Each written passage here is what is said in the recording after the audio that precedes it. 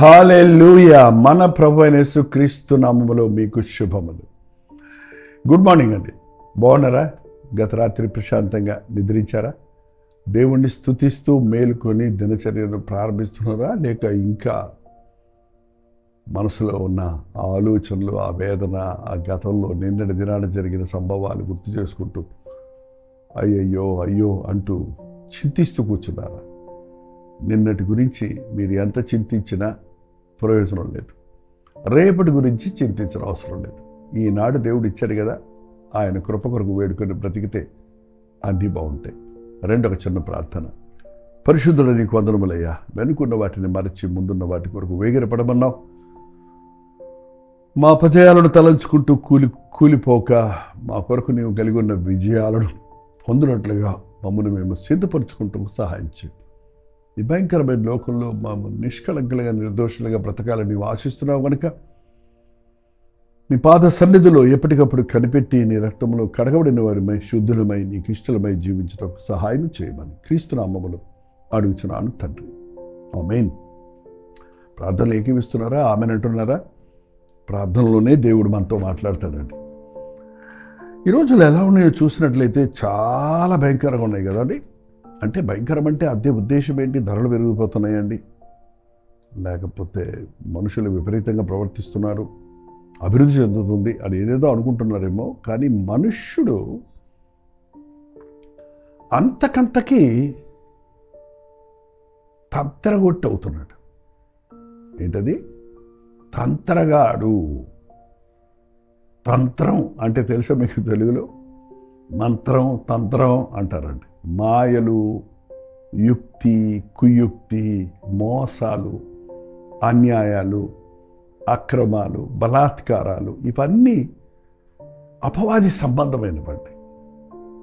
దేవుణ్ణి కలిగిన వారు ప్రేమ, సమాధానము, సఖ్యత, దీనత్వము, వినయము, సభ్యత, ఐక్యత కలిగి చూపిస్తారు.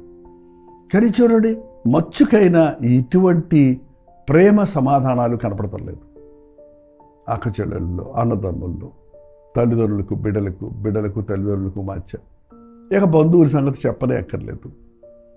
ఇక లోకస్తుల సంగతి అడగనే అక్కర్లేదు.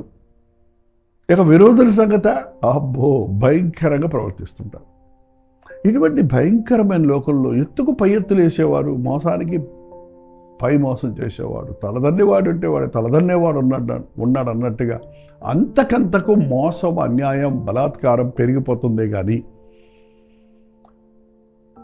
ప్రేమ, సమాధానము నెలకొల్పబడటం లేదు. అది దేవుని బిడ్డలమైన మన జీవితాల్లో కూడా జరగకపోతే మన భక్తి అంతా వ్యర్థమండి. మనుషులను చూసి మనం నేర్చుకునేది ఏమీ లేదు. కానీ దేవుణ్ణి చూచి ప్రభు వైపు తిరిగి యేసు వైపు చూస్తే ఎన్నో నేర్చుకోవచ్చు. మీరు మోసపోతున్నారా? మీరు మోసగించబడ్డారా? మీకు అన్యాయం చేశారా? మీరు దూషించబడ్డారా? మీరు ద్రోహం చేయబడ్డారా? అవునవును అవును అంటున్నారు. మీరెవరినైనా మోసగించారా? ఏంటి ఆలోచిస్తున్నారు? మీరెవరికి ద్రోహం చేయలేదా? మీరెవరితో అబద్ధం ఆడలేదా? మీరెవరికి అన్యాయం చేయలేదా? దేవుని సందులో ఆలోచించండి. తప్పులెన్నువారు తండోపతండములు, తప్పులెన్నువారు తమ తప్పులు ఎరుగరయ్యా. ఎదుటివారి తప్పులు మనం పట్టుకుంటున్నాం, ఆ తప్పే మనలో కూడా ఉందన్న సంగతి మర్చిపోతున్నాం. మోతాదు డిఫరెంట్ ఏమో, అంటే వాళ్ళకి ఎక్కువ ఉంది, నీకు తక్కువ ఉందేమో. వాళ్ళ తప్పు మరోలాగా బయటకు వస్తుంది, నీ తప్పు ఇంకోలా దాచిపెట్టుకుంటున్నావేమో. కానీ ఒకటే పరిస్థితి. ఎప్పుడైనా సరే మనల్ని మనం సరిచేసుకుంటే ఇతరుల మన ఎడల మనం సానుభూతి కలిగి ఉంటాం. మన తప్పును గుర్తించుకుంటే ఇతరుల తప్పులు అంతగా పెద్దది చేయం, ఆర్భాటం చేయం. కానీ మనుషుడి వాళ్ళ దుష్టుని చేతిలో ఉన్న మూలాన వాడు హింసకుడు, నాశనకరుడు, ద్వేషి, బాధ పెట్టేవాడు, భయపెట్టేవాడు, తంత్రగాడు, యుక్తి కలిగినవాడు. ఒకసారి చూడండి, ఇర్మియా కాలంలో ఇలాగే ఉండింది. 9వ అధ్యాయం, ఇర్మియా గ్రంథము 9వ అధ్యాయంలో 4వ వచనం, మీలో ప్రతివాడు తన పొరుగువాని విషయమై జాగ్రత్తగా ఉండాలి. ఏ సహోదరునైనను నమ్మకండి. నిజముగా ప్రతి సహోదరుడును తంత్రగొట్టేయి తన సహోదరుని కొంపముంచును. ప్రతి పొరుగువారి విషయం జాగ్రత్తగా ఉండండి, సహోదరుడి విషయమై జాగ్రత్తగా ఉండండి. సొంత అన్నదమ్ములు కూడా ఇలాంటి పరిస్థితుల్లో ఉన్నారు. మనం సహోదరులు బట్టి క్రీస్తునందు రక్తంలో కడగబడిన మనందరం, సంఘం అన్న వారందరం దేవుని బిడ్డలం. కాబట్టి మనం సహోదరులు యేసునామాన్ని ధరించామనుకున్న వారిలో కూడా ఇలాంటి పరిస్థితి ఈరోజు కనపడుతుందంటే ఇది వింతేమీ లేదు. కారణం, ప్రభువును నీ జీవితంలో అధికారిగా నీవు అనుమతించేంత వరకు నీ హృదయంలో ప్రభు ఉన్నప్పుడు మాత్రమే నీవు ఆయన స్వభావం కలిగి ఉంటావు. కానీ లేని ఎడల తంత్రగాడు, మోసగాడైన అపవాది మనల్ని మోసాలలో ముంచేస్తాడండి. ప్రతి సహోదరుడు తంత్రగొట్టే తన సహోదరుని కోపముంచును, ప్రతి పొరుగువాడును కోడ్డెములు చెప్పుచూ తిరుగులాడను. కోడ్యాలు చెప్పటం అంటే పూర్వకాలంలో చాడీలు అనేవాళ్ళు. వాళ్ళ మీద వీళ్ళ మీద వాళ్ళకి ఎక్కించటం. కోటెగాడు లేని ఎడల జగడం ఆగిపోవును. ఆ తర్వాత మన న్యూస్ ఛానల్స్లో ఒకప్పుడు, ఇప్పుడు కూడా ఉందనుకుంటా, ఇప్పుడు కూడా ఉంది, ప్రత్యర్థుల దగ్గరికి వెళ్ళి వాళ్ళ గురించి వీళ్ళకి చెప్పి రెచ్చగొట్టి, వీళ్ళు చెప్పిన 4 కోపంలో బాధలో వీళ్ళు అన్న మాటలు తీసుకెళ్ళి వాళ్ళకి వినిపించి, మళ్ళీ అది వాటి రియాక్షన్ మళ్ళీ వీళ్ళకి వినిపించి, అవన్నీ మనకి వినిపించి ఎంతమంది బుర్రలు పాడైపోతున్నాయి, ఎంత వైరం పెరుగుతుంది. సమాధానపరచువారు ధనిలోని దేవుడి వాక్యం చెబుతుంటే జగడాలు తెచ్చేవారు ఎవరై ఉంటారంటే ఇక సాధారణ సంబంధులే కదా. ప్రతి వాడు పొరుగు వాడి మీద. ఇప్పుడు సోషల్ మీడియా వచ్చింది చూడండి. ఇంకోటి, ఈ సోషల్ మీడియాలో వాళ్ళ గురించి వీళ్ళు, వీళ్ళ గురించి వాళ్ళు, వాళ్ళని వీళ్ళని కంపేర్ చేయటం, ఎవరి వ్యాఖ్యానాలు వాళ్ళవి, ఎవరి ఇష్టాలవి వివరణ వారిది. ఒక మనిషిని చూడకుండా, ఆ మనిషిని శాంతం ఎరగకుండా, ఏదో ఒక మాట పట్టుకొని, ఒక బిట్టు పట్టుకొని, ఒక చిన్న వీడియో పట్టుకొని ఇష్టం వచ్చినట్టు రాద్ధాంతం చేయటం, తీర్పులు తీర్చడం, పౌరువు తీయాలని, మరి ఎంతగానో బాధ పెట్టాలని ఏదో విమర్శించడంలోనే మనుషులు నిండిపోయారంటే. విమర్శ వినడానికి మనుషులు సిద్ధంగా ఉన్నారు, సత్యవాక్యం వినడానికి సిద్ధంగా లేరు, మంచి వినడానికి సిద్ధంగా లేడు. నీ సంగతి నీకు చెప్తే వినటానికి నువ్వు సిద్ధం లేవు, కానీ ఇంకొకరి సంగతి నీకు చెప్తే నోరు తెరుచుకొని వినటానికి సిద్ధంగా ఉన్నాడు మనుషుడు.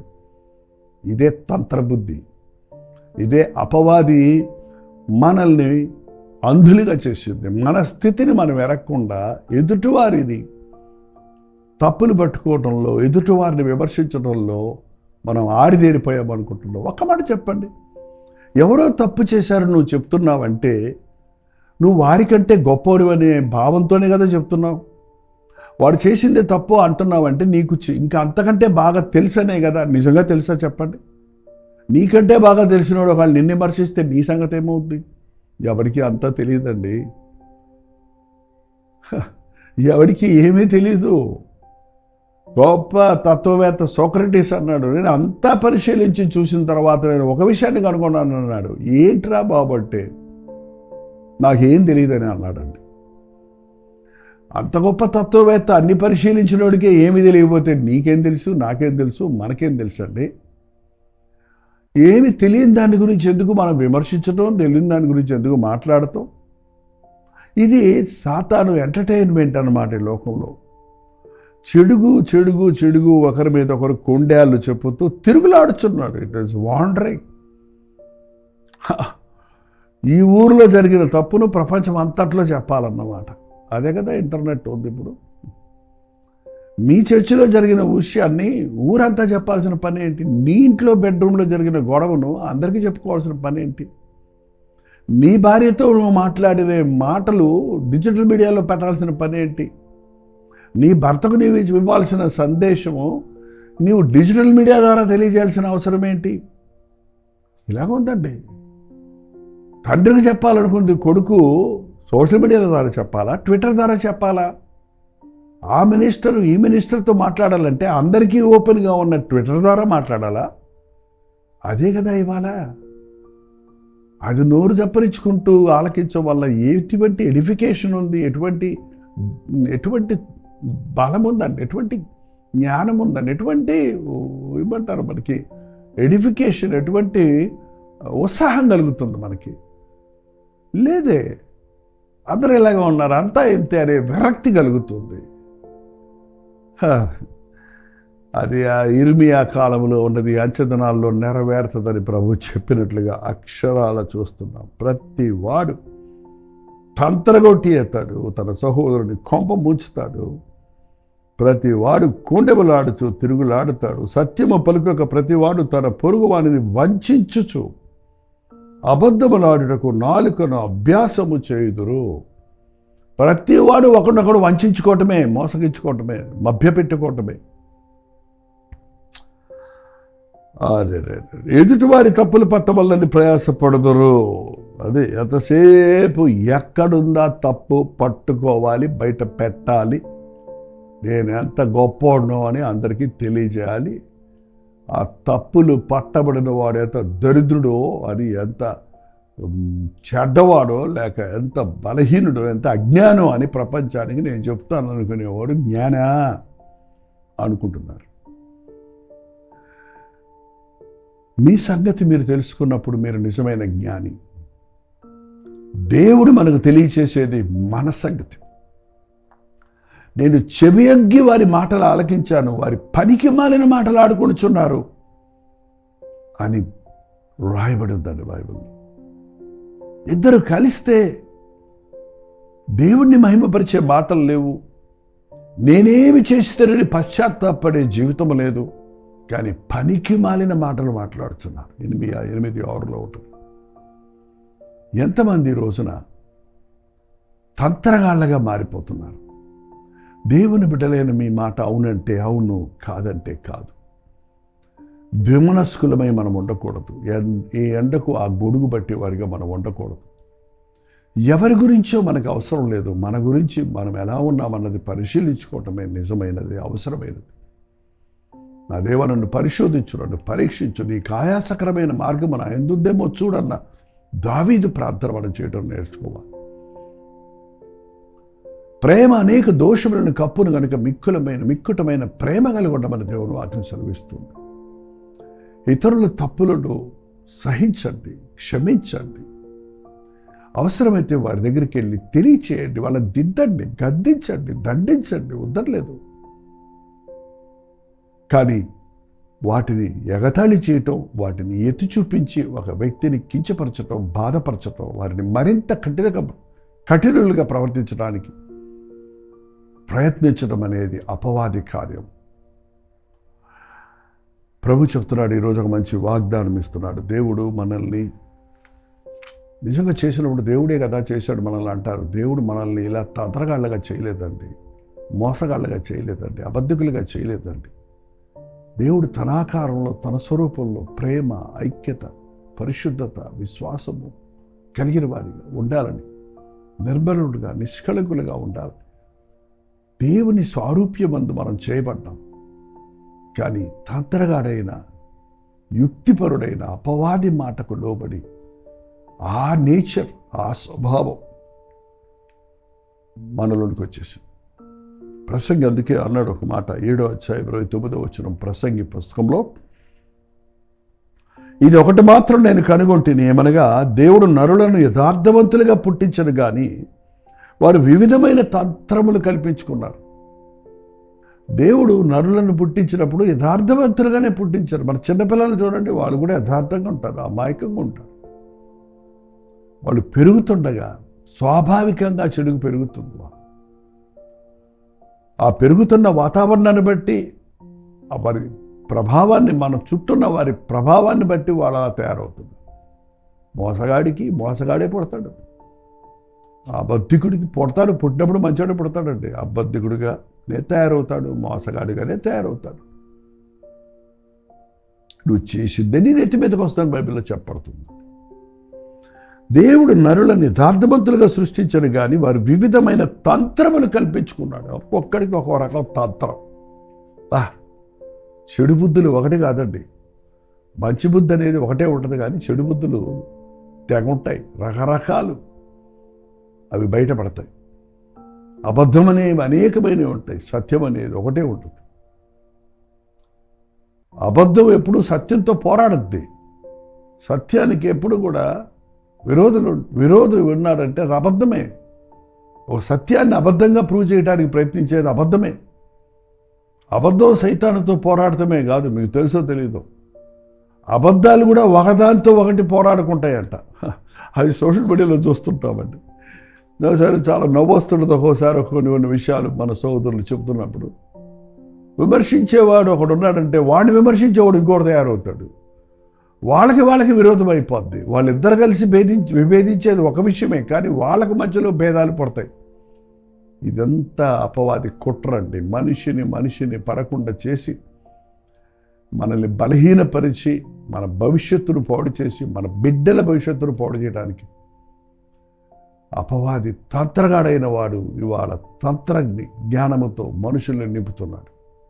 దైవ జ్ఞానము కొరకు పైనుండి వచ్చే జ్ఞానము స్వచ్ఛమైనది, నిర్మలమైనది, సులభముగా లోబడినది. ప్రభువు అన్నాడు, అందుకే ఎవరికైనా జ్ఞానము కొదువుగా ఉంటే నన్ను అడగండి. కుయుక్తి, తంత్రం, మోసం జ్ఞానం అనుకోకండి. ఎలాగోలా బయటపడ్డారులే అని కుయుక్తులతో, అబద్ధాలతో, మోసాలతో బయటపడి జ్ఞానంగా బయటపడ్డారు అనకండి. అవి మళ్ళీ ఉరితాడుగా మీకు మిగులుతాయి. దైవ జ్ఞానం ప్రతి సమస్యలో పడకుండా కాపాడుతుంది, పడ్డాక బయట రావటం కాదు. జ్ఞానం కొదువుకుంటే నన్ను అడగండి, ధారాళంగా ఇస్తానన్నాడు. ఈ భయంకరమైన లోకంలో ప్రభు ఇచ్చే జ్ఞానమును, వివేచనను, విచక్షణ జ్ఞానమును కలిగి జీవిద్దాం. క్రీస్తులాగా నిర్మలుగా ఉందాం, యథార్థపరులుగా ఉందాం. తంత్రము, యుక్తి, కుయుక్తి అనేవి మన జీవితంలోనికి రాకుండా, మన మనసుల్లో ఉత్పత్తి కాకుండా శుద్ధ హృదయాలను కాపాడుకుందాం. ప్రార్థన. పరిశుద్ధుడ, ప్రేమగల తండ్రి, లోకమంతా మాయగా కనపడుతుందయ్యా. కుయుక్తులతోనే ఒకరి మీద ఒకరు నేరాలు మోపుకునేవారిగా, ఒకరి మీద ఒకరు తిరగబడేవారిగా, ఇళ్లల్లో కానీ, ప్రజల్లో కానీ, దేశంలో కానీ, ప్రపంచ దేశాలలో కానీ ఇదే చూస్తుండగా ఒకరినొకరు నాశనం చేసుకునే ఆయుధాలను కనిపెట్టామని ప్రబలాలు పలుకుతూ ఐక్యతను, ప్రేమను, సమాధానమును పాడు చేసుకునే స్థితిలో ఈ ప్రపంచం దూసుకుపోతుండగా ఈ వ్యాజ్య దినాలని, అపాయకరమైన దినములని, నీ రాకడ గుర్తులని గుర్తించే మేము మా హృదయాలను నిర్మలముగా కాపాడుకున్నట్టుకు, సత్యము కొరకు జీవించి అవసరమైతే సత్యము కొరకు హతసాక్షులు ఉన్నట్లుగా విశ్వాసము కలిగి బ్రతుకుటకు ఆ ఒక్కొక్కరికి నీ సహాయం చేయమని క్రీస్తు నామములో అడుగుచున్నాను తండ్రి. ఆమేన్. మన తండ్రి అయిన దేవుని యొక్క ప్రేమయు, కుమారుడైన క్రీస్తు యొక్క కృపయు, ఆదరణకర్త అయిన పరిశుద్ధాత్మ యొక్క సహవాసము కుడి వచ్చిన మనందరికీ ఇప్పుడును సదాకాలమును తోడయుండును గాక. ఆమేన్, ఆమేన్, ఆమేన్. దేవుని స్తోత్రం. మీ ప్రార్థన అవసరాలు భారాలు 9540 నెంబర్కి, మిగతా దేశాల్లో ఉంటే 9100 నెంబర్కి ఎప్పటికప్పుడు తెలియజేస్తుండే మీ పక్షంలో ప్రార్థిస్తున్నాం. మీరు కూడా ప్రార్థించండి. దేవుడు తప్పక మనకు ప్రార్థనలకు జవాబిస్తాడు. ప్రోచితమైతే మధ్యాహ్నం 3 గంటలకు హెచ్చరిక, అలాగే రాత్రి వాళ్ళ బుధవారం కదండి మధ్యవారం ప్రార్థన కూటం కల్వరి చర్చిలో నుంచి మీకు లింక్ ఇస్తున్నాం. జూమ్లో, లైవ్లో మాతో జాయిన్ అయ్యి ప్రార్థనలో ఏకీవించండి, దైవాశీర్వాదాన్ని పొందండి. అంతవరకు దేవుని మహాకృప మీకు తోడైనది గాక.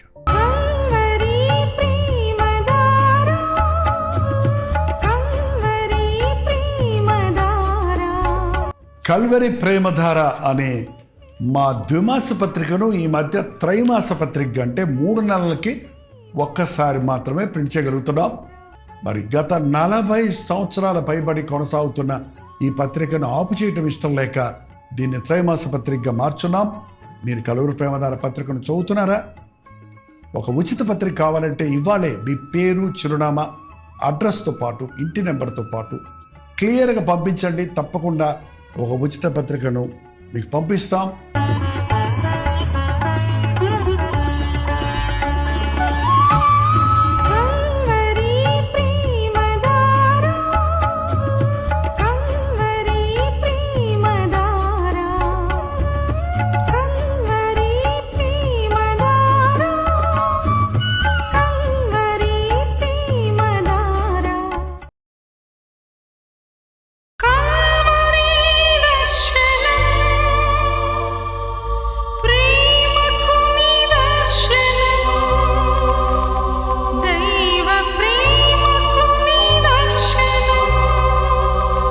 తెలుగు, తమిళ, హిందీ, మలయాళం, బెంగాలీ, ఒరియా అనే 6 భాషల్లో టెలివిజన్ ప్రోగ్రామ్స్ కొనసాగుతూనే ఉన్నాయి.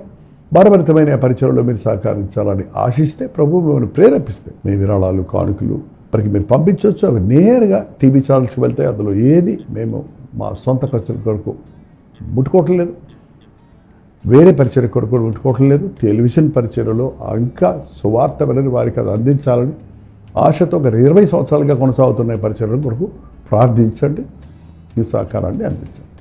ఈ విషయం మీకు ఇంకా వివరాలు కావాలంటే 89393939 అనే నెంబర్కి మార్నింగ్ 10 నుంచి ఈవినింగ్ 10 లోపల మీరు ఫోన్ చేయండి, వివరాలు మీకు తెలియజేస్తాం.